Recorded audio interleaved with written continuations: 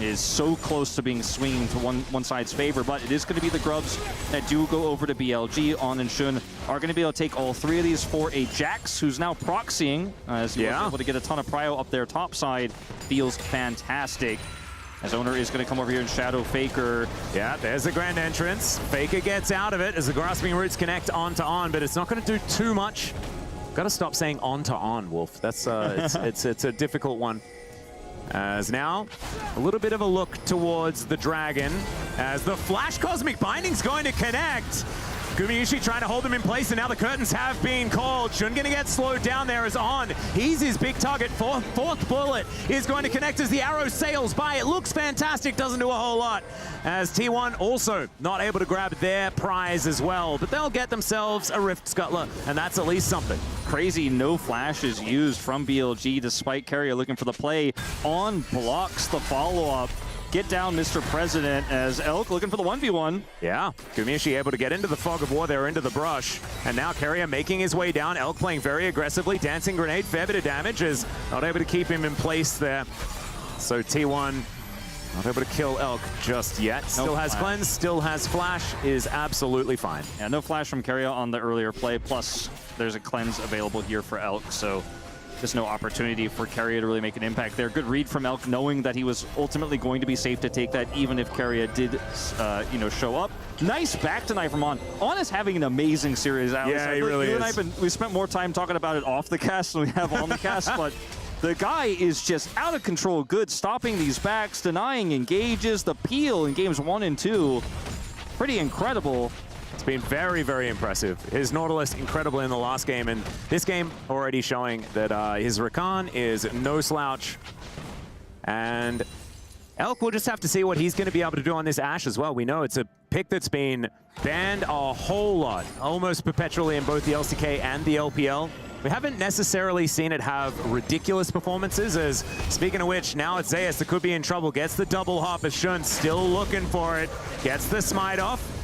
And still, Zeus gonna have to flash to get out of the way. All right, they're going for a dive. They're gonna be able to get that first blood, and Bin was capable of tanking up the turret, and if in doubt, just brute force it, Wolf. I mean, classic Bin Shun. Who cares? It's an R under turret. Doesn't matter. You got the Counter-Strike set up, you buy enough time, and Shun has the damage output.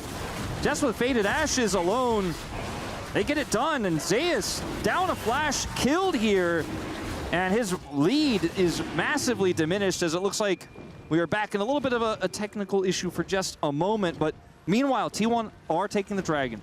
Very hefty cost for Shun to look for that play with Bin. As we take a look at this replay real quick, Zeus uses his hop here, scared of the follow-up. Smite comes through, the slow is there. The damage output is really scared of the follow-up from Bin. Decides to flash, but that flash early means he can't do anything here under turret. No hop available, and Shun and Bin read it so well. And he also missed picking up his boomerang as well, so wasn't actually able to use that for the extra damage underneath the turret, and more importantly, the slow. So the juggling, absolutely fantastic. The fact that Bin knew that he's capable of utilizing his ultimate, tanking up the turret, and getting on in there.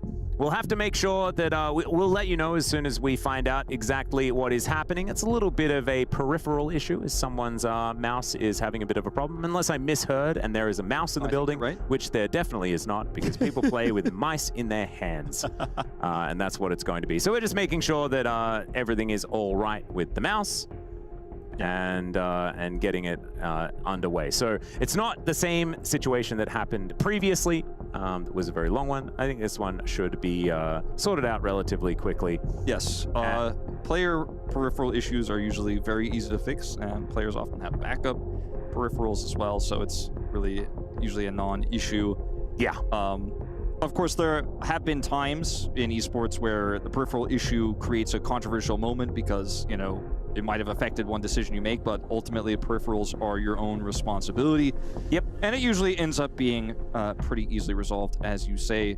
Game state here feels pretty good for the side of BLG after that pick onto Zeus. You know, considering the damage that Zeus was trying to put on there in the top lane, had that big wave crashing through, missed the plate, has a significant CS lead, but a lot of the wind is out of his sails now. And, you know, I think the demise of Knight's mid prowess on 80 champions, I think, has definitely been overstated. When you consider how well he's been laning this game against Faker's rocket jump start.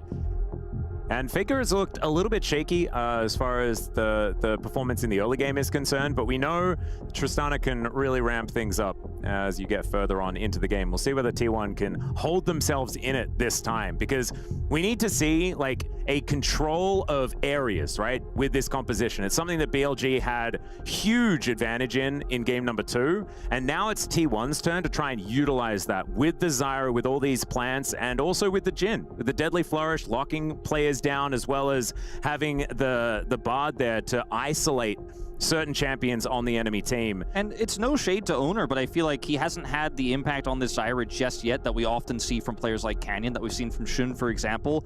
Whereas the Nidalee, you know, we've always been touch and go in terms of the Nidalee here in the LCK. Shun's iconic pick, you mentioned it in the draft.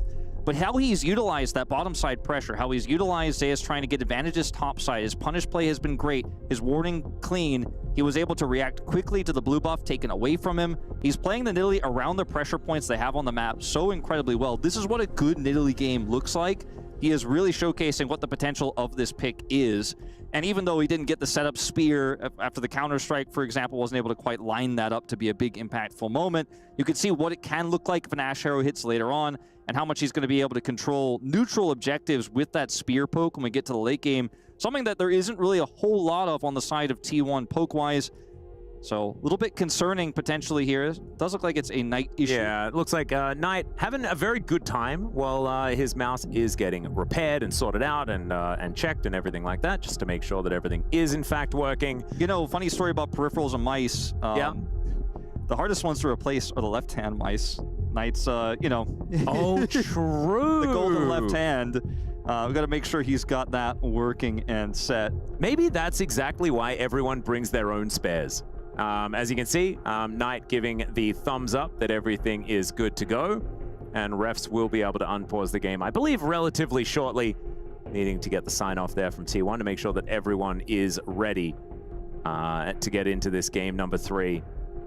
But yeah, no, maybe that was the reason why everyone had to bring their own backups instead of just going into the bargain bin of mice, because as soon as you are, and I'm left-handed, but I play with a right-handed mouse. Same. I think that I would be better at video games if I had have started off playing with my left hand. Well, maybe that's why I'm not a pro gamer, Wolf. Maybe you and I'd be sitting where Knight's sitting now if we had just picked up the mouse on the left hand. Should have realized that it's actually a superpower. I'm also left-handed like you, and you know, everyone always told me, oh, mouse goes on the right hand.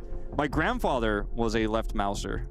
Really? Yeah. Every time I visited his house, he'd be like, "Oh, I got the mouse in the same place you like it, right?" But unfortunately, I always took it and moved it to the right side, and I would always, you know, leave it there on the right side when I left, forgetting that he'd always know when I went to use the computer. Yeah, there you go. Play a cheeky game because I'd leave the mouse on the right side by mistake. Didn't get away with it. And it's a fun fact as well, for a little factoid for everyone at home, is that most of the people in the LCK on the commentary team are in fact left-handed. And it's just kind of weird. Statistically, that's not a normal thing. As T1 are going to be able to grab that dragon, as we were talking about. Jumping back into the game, ladies and gentlemen. It is almost a 1,000 gold lead for BLG. Nothing insurmountable at this stage, but still that element of control that they've been demonstrating throughout. Let's set stakes here a little bit. You know, notice that Faker is nearly 400 gold behind. First blood went to Shun on that top side play, but he's also massively ahead in farm, even into a Zyra. And they ended up knocking Zeus out. His flash back available now, but man, the game state here is rough. Ooh. That's a big old arrow flying towards Keria, and that will land. Knight is able to get over the wall as well. Shun's able to take down the Bard, and Oner has to flash to get himself out of the way. Elk, man, the sniper from downtown going to be able to get a kill. It's just that simple. I mean, the follow-up for the Ashe Arrow is there. You have a Rakan, you have the Nidalee Spear, and this is why Ashe is so heavily banned right now in a meta that has so much CC. Oh, okay, Bin has the counter-strike. Buster Shot comes in. That's going to answer the lead really, really well. But still, I think Bin should be all right. The curtain call, not going to get enough done. And he's able to walk it off with that Grandmaster's Might helping out. Clean movement to get away there, despite T1's best efforts. Knight gonna grab an additional plate. These lane advantages really starting to stack up, as meanwhile up on the top side. Yeah, Tempered Fate does come on down. Good Cosmic Binding there to connect onto Oner, who's taking a lot of damage. Elk still offering a lot back as well, as T1 do defend their outer turret and those underneath it. At the same time, Zeus does have Mega Gnar on the way, so he's feeling a little bit more frisky, able to get up towards this lane. But it feels like T1 a lot of answering and not a lot of dictating here in this game. Shun also happily just taking these grubs in return, backs off of the top side play and says, well, we were playing for these anyways. That's going to be 6 grubs for the Jax. That's so deadly in a side. Yeah. Guma was able to pick up 1 plate bottom side. That's all T1 were able to get otherwise here, though. Faker, level advantage. Yeah, and Knight, not a whole lot of mana to his name here as well, as the explosive charge will go off. And Faker just clearing out the rest of these minions, not looking to actually grab any kills or anything like that at this point in time. Of course he would if he could, but not quite able. Yeah, Knight has TP advantage, so Faker just trading with him there is actually an advantage to Knight, as you mentioned, low on mana. Can just head straight back to the mid lane.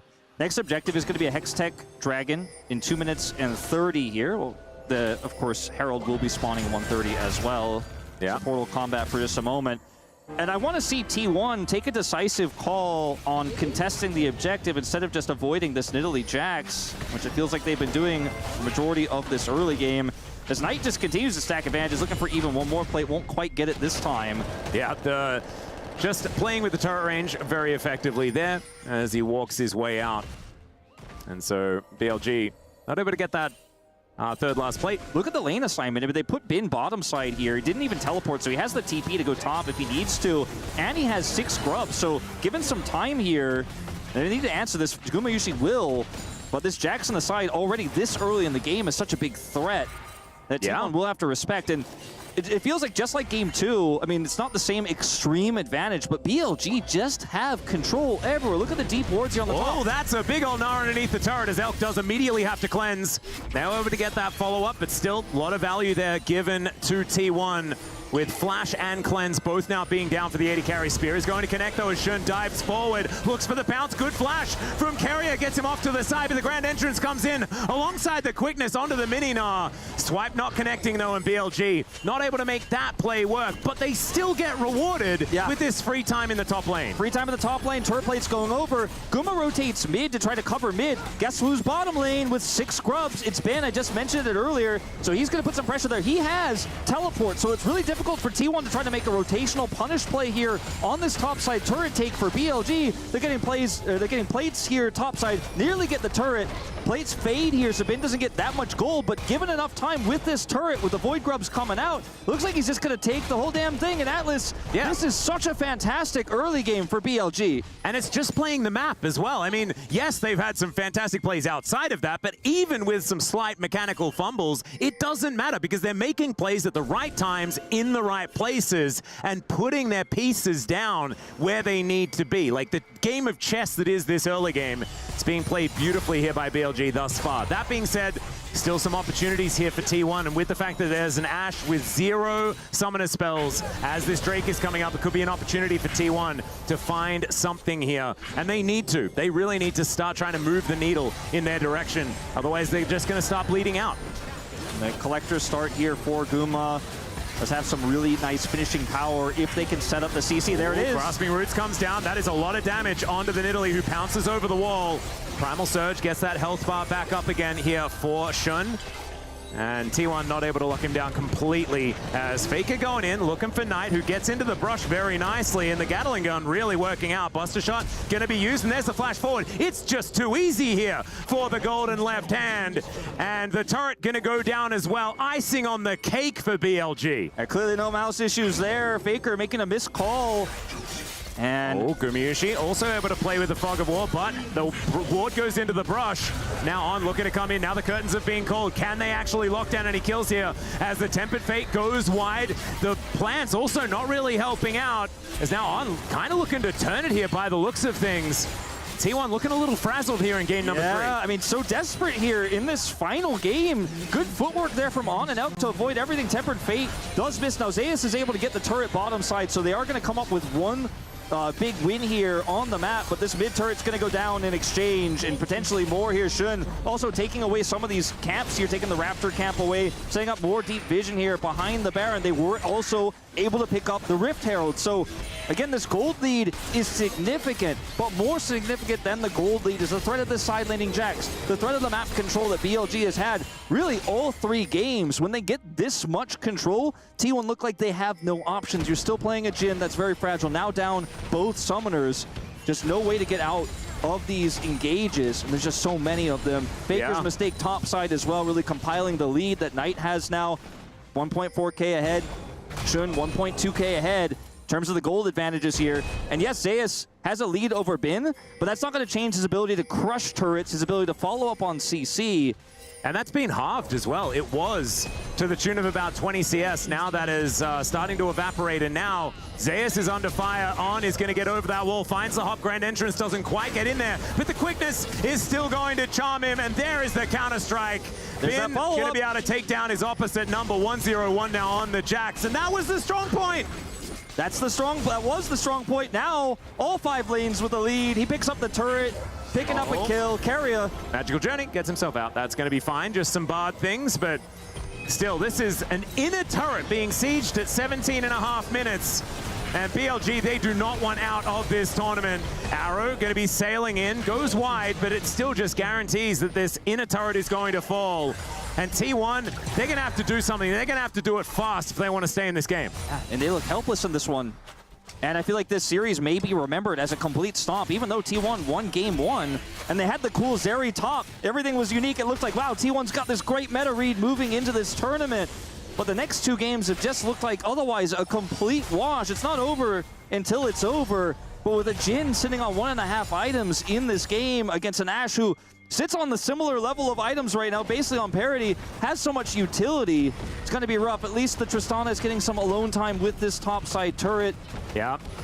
Oner also off to the side here. Will get spotted by the Hawkshot as On playing some defense with Bin, and they will be able to save this outer turret for the moment. T1 backing away. Deadly Flourish goes wide. Cosmic Binding is decent. No follow-up onto that one, as now T1 cut their losses, move back into their jungle. And Keria actually looking for Elk here. Tempered Fate is going to connect. The Cosmic Binding is so good as he takes matters into his own hands. And now Faker's able to help lock down that kill. There are the resets. Special delivery of Knight as well. As T1 in this team fight looking good, but in comes Bin. Can they actually deal with it? Knight now getting taken down solo. There's a shutdown gold given over to Gumayusi. We said they had to come alive, and I think they may just have. I think they just have. 2 kills to Guma. The snipe coming out. We're not done yet. Oh, Keria finds a meep slap. As Shun, he has to flash. Deadly Flourish, too scary, coming through the floor. And T1, they're going to augment this with an outer turret take as well. Suddenly the map is all opened up. Kills, turret going down, and BLG trickle into the waiting arms of T1. Overconfident on their ability to turn. All starts off with Knight going low, right? Bin is able to get the stun here onto Zeus, but that's the go button for T1. Knowing Counter-Strike is down, they can continue to push the issue. On is just trying to sacrifice himself to save the rest of his team, but even Shun has to flash. Mid turret's down. Gold lead here, still BLG's, but T1, signs of life. Yep, they've also managed to take 2 of these Drakes as well, and it's Infernal Soul 3 for 3. It's just triple Infernal Soul. That's just what we're going to do here. Maybe the weather does actually play a part because, you know, you remember at the beginning of summer, we had some cloudy days, a lot of cloudy Drakes and Ocean Drakes and things like that. This time around, it is all fire for our first series at EWC. And I think T1 going to be pretty happy with being able to threaten that as... Okay, Bin just waiting, not giving away his position there. As Keria moves in. He's able to pick up IE off of that last fight. Collector A is a big spike. Yeah, I mean, he is going to be hitting really hard if they can set up more engages, if they can punish BLG again. Keria, the man in control of those setups. Zeus, meanwhile, you know, pushed in the top lane. Just farming it out, hasn't had as big of an impact as Bin has, but Faker once again, given time in a side lane, Tristana could do a lot. Pushing that top turret now, bottom side here, forcing a TP. Yeah, getting that teleport from Knight, actually a big deal, as now Bin moving towards Keria. He's very quick with the amount of meeps that he has picked up, or the chimes at least. Counter-Strike going to be utilized, Deadly Flourish going wide there as BLG do start off this dragon.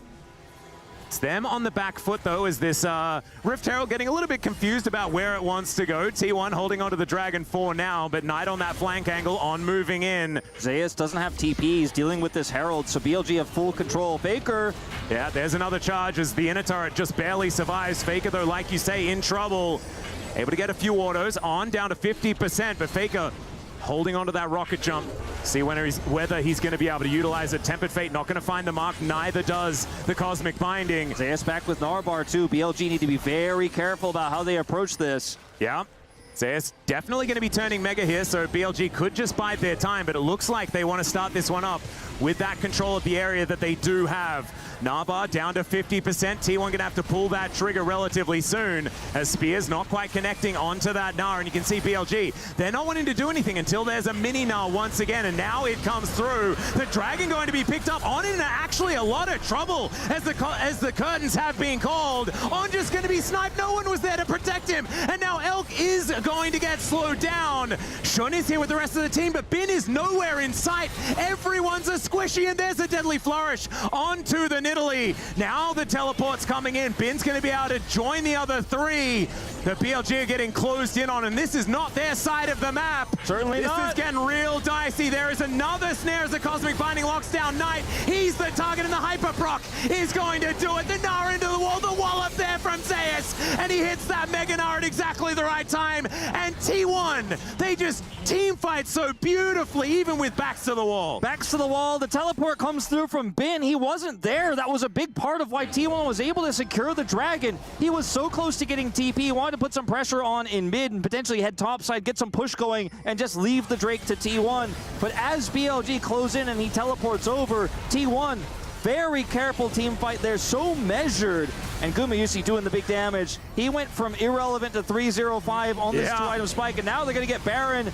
They take a gold lead for the first time in this final game. Zeus in a side, and T1, a huge comeback here in this final game. We had nearly written them off, but all it takes is one good team fight, one pick moments before.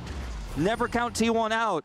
Absolutely, and I'm feeling like maybe it was just abiding their time, but it was also a looking for that opportunity. And BLG, a team that's so good at not giving them. Look at this position. But once that opportunity is there, T1 strikes so well. And these shots from the curtain call from Gumayusi, absolutely fantastic. And I'm not a Jhin fan, but I am now. His positioning was so good, and they have Zeus to protect from the bin engage. On was too far away to punish. Zeus says, get back over here, grabs that leaping Nidalee, and nothing else can do at the end. You could see desperation here on the faces of BLG. This game was completely theirs, but it is very quickly T1 favored now. Oh, Cosmic Binding not going to quite land as the Tempered Fate does go down, but Elk not going to be too worried about it. Keria still just going aggressive. Bin's just going to kill him. Not entirely sure what the game plan was there, but Shun's still going to take so much damage. Faker just straight up Goomba stomping him. As another bullet, there's the flash from On this time. He's going to be respecting it now. The quickness comes in. Faker with the sickest flash, and the double knockback from the Gnar is going to be there. Still, T1 losing as much as they're giving here, as this game's getting bloody. It's getting bloody. We're doing a little bit of mechanics testing here, limit testing, and we're getting deep into these fights. There's a nice try there, but it's not enough from Faker. Root here on tonight. The turret will still fall as this gold lead for T1 now ballooning into 3,000. It's this time their sole point here for Infernal Soul. This fight gets really awkward, really messy after Keria goes down. They trade the kill onto Shun, and Guma forces the flash. His aim on these curtain calls has been fantastic, but then this, unfortunately, is a step too far. On trying to save the play with the re-engage there, but fails. And it was almost super sick from Zeus, but the quickness from On actually delays the Gnar so that he's not able to get 3 into the wall. And I don't know whether he intended it, but honestly, I'm going to give it to him because it was very, very well timed to make sure that it wasn't just everyone destroyed. He's just so down to sacrifice himself to Maybe try to we're make just the biggest On fans. I'm happy for it, though. I'm down. He's having such an incredible series. Yeah, he really is. It's not over yet, but it is certainly T1 favored. In 75 seconds, that Dragon is going to spawn, and BLG need to be there. They have a 6 scrub Jax. Jax has teleport, but unfortunately they don't have enough control over the map to utilize it to pressure T1 very easily.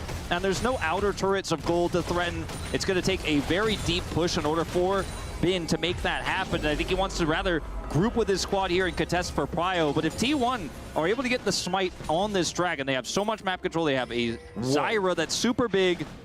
Look at these items, Wolf. 3 items spike for Faker at the same time. And the rapid fire cannon comes in for Gumayusi as well, so he's doing a lot of work. I mean, there is a lot of power with the 3 items that he has picked up already. And so T1 feeling like they're in a pretty good spot. Grasping Root's not going to connect on to on. As I say it again. And now setting up 25 seconds. No TP flank angle here for Bin. He's just going to have to play this one straight up. There's no flanking here. They're going to have their eyes on you the whole time. Zeus, a level up, can just track him and zone him out. This gives Guma so many opportunities to set up for a big ultimate here. All that poke. Faker. Arrow going to connect, but it's a great buffer right on top of the hot cup of cocoa. You love to see it there as Faker gets himself into the right position. Grand entrance avoided by the magical journey. A lot of cooldowns being thrown out. Not a lot of joy being picked up from either side as far as initiating a fight. As T1 moving towards this dragon that has just spawned. Infernal Soul on the line, the first one for T1 for this series. Faker can burn this down so quickly. BLG have to be quick. Yep, all of them do. Stranglethorns in hand here for Oner as well as they manage to hold them all down. There's the Infernal Soul, and the curtains are being called now as well. There's the Tempered Fate. It does get the stun on tonight as Valkyrie's now going to be utilized. Magical Journey comes on through as there's the Gnar. Zeus very delayed once again, but it's a bloodbath, and it's being delivered by T1. Been trying to get what he can done, but the Buster Shot's too good. Is this going to be a pentakill for the GOAT? No, it's not, because Gumayusi, he wants his piece of the pie as the Raptors don't get angry at Elk, but he is still running the wrong direction. And I think this hunting party from T1 will be able to take down their prize. Unless, well, Magical Journey does come on through. Volley from the brush gives away his position, and Elk is buying a lot of time. They're not losing any time here in the mid lane, though. T1 just pushing it down right away, just taking this inhibitor. Elk buying a lot of time. Yeah, Grasping Root's going to be there, and Oner gets the kill. I mean, it's just going to delay his respawn ultimately here because T1's still going to grab this inhibitor. There's no Baron to take, so they don't delay anything like that. As On's looking for a punish here, but T1 super measured in their approach to this inhibitor. Take it down, back away. Topside control is theirs. And once again, a beautiful team fight from T1, despite BLG's best efforts and Elk's positioning in that fight. His kiting, his cleanse, not used, not needed because his flash was so great there. And I mean, you watch Elk in this fight as well. Look at how well T1 set up for this. Look, they're trying to push Zeus back. Gnar only hits on. Look at Elk at the top side of this fight. Kiting back super clean. But Faker gets on top of him, does that damage. Bin's isolated, and Guma is sitting at full health in all of these team fights. There's so much peel for him. He's got so much range to work with. Elk, best attempts to try to delay the inevitable, but the mid inhibitor is going to go down. Infernal Soul, now T1's before the Baron spawns in 10 seconds here. So you can see BLG rapidly trying to group up to get that prio for this. Yeah. They take a miracle, though, to secure it. 5,000 gold down. Yeah, last-ditch effort as the arrow is going to sail through T1. Opportunistic plays is exactly what BLG are going to be looking for as Zeus doesn't want to wait for that. Curtains are going to get called once again. First bullet doesn't land, but the second one rings true. Third one down, and On takes the fourth. And now engaging, it's going to be a little bit more difficult until that Warmogs gets some work done. The flash forward, and Keria once again takes matters into his own hands. The flash over from Faker, and he will wait for that Zhonya's to wear off. On now, having to battle dance his way out. Oner is absolutely unstoppable, and Faker, he's just diving in. He doesn't even mind if Bin takes him down, but that's not even going to happen as the double kill comes in as the Stranglethorns come down. There is the ace, and T1 will keep themselves alive here at EWC, and unfortunately the keys for BLG not looking like they are going to survive. I think it's going to be hydraulic press for them. T1 in a 30-minute game, an impressive comeback here, and the one that matters the most, keeping their hopes alive in this tournament. They didn't make it easy. That certainly did not give the fans hope in the early part of this third game.